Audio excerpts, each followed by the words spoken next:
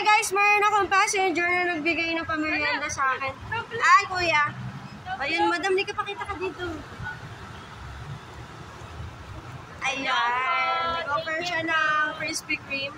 Okay, nuto niya lang ata ako. So, ayan, thank you so much, guys. Enjoy po umangkas kay Miss Gia. Oh, ma'am, ano ba experience mo na sumakay ka sa akin?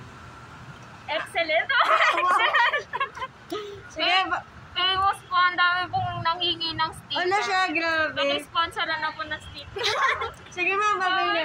Thank you, thank you. Kainin ko muna ito, mahalik ka mo kami. Alam niyo, naiiyak ako pag nakita niyo akong ganito, ay live. Pero, ma'am, thank you. Wala na akong choice kundi kainin. Mahalik ka mo ka na. Thank you so much. Sarap, di ba? Ma'am, thank you sa pa-donut. Wala na akong choice kundi kainin. Busin ko na.